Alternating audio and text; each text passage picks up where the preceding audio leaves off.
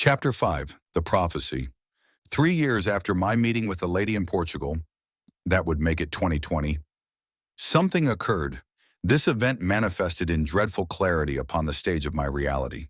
It was March of the year 2020, the year of the double duad, a year that cast the whole world into a shadow from which it has not yet emerged.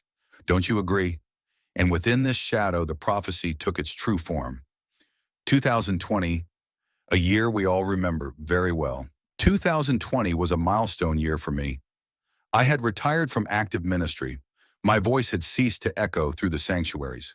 No longer was I bound to the sacred obligation of daily Mass.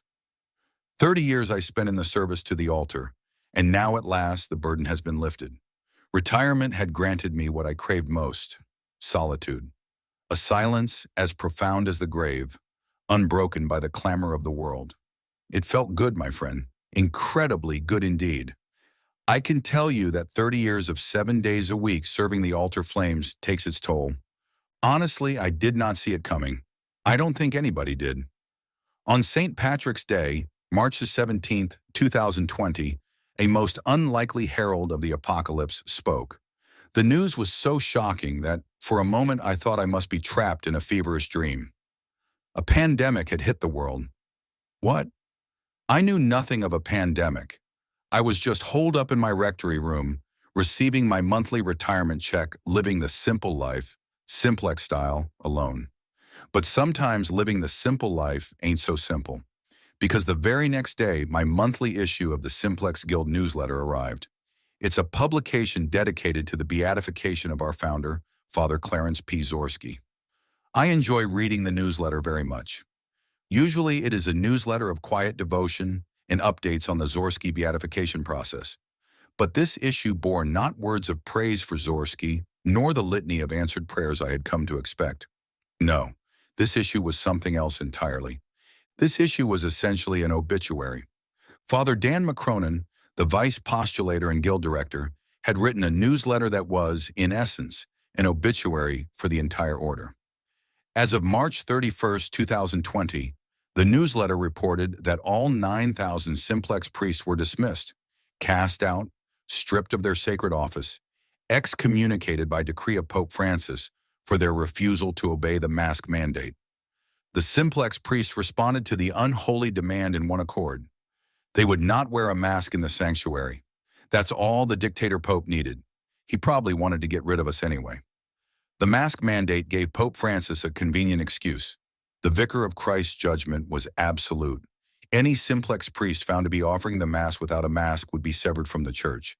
No trial, no appeal, no mercy. I sat there staring at the words, my breath caught in my throat. What had happened?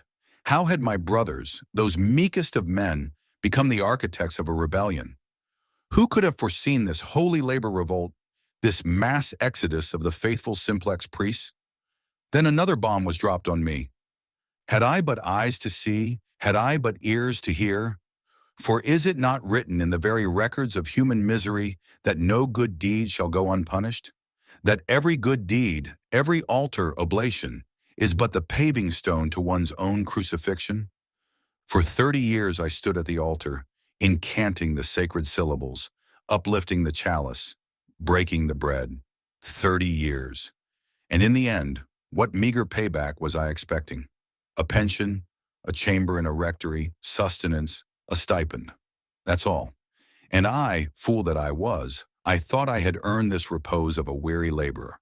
Ha! What a joke, dear reader. A grand and terrible jest. The Simplex Priest Retirement Fund no longer existed. It vanished into the abyss of bankruptcy. Since no Simplex priests are paying into the fund, it ceased to be viable. I had no idea it worked that way. My monthly retirement check, gone, blown away as chaff before the wind. My coffers, emptied. My livelihood, extinguished.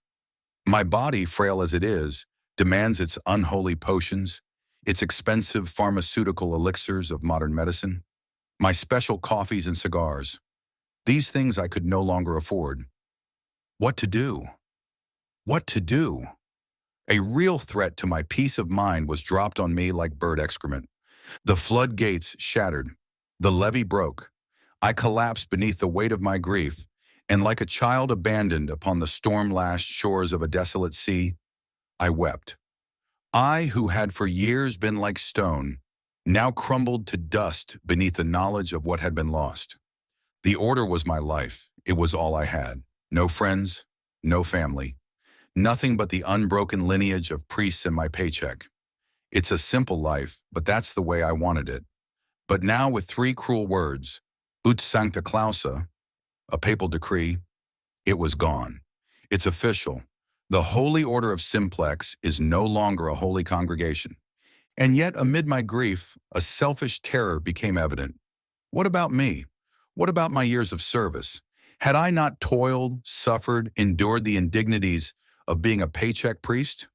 Was I not owed some solitude and a retirement check as promised? But no, no. The world had other plans. I was cast adrift, the fruit of my life's work gone. Would I be forced to return to active service to get a paycheck? Would I once again be bound to the endless rhythm of morning mass? And what about my pension check that disappeared? I am going to call a lawyer. And beyond all this, beyond the death of my order, beyond my own selfish lamentations, was the final, inescapable horror. I knew the date of the world's end. It stared at me. It burned in my mind like an unholy brand. It unsettled me. It sickened me. I did not like what I saw, and neither, dear reader, will you.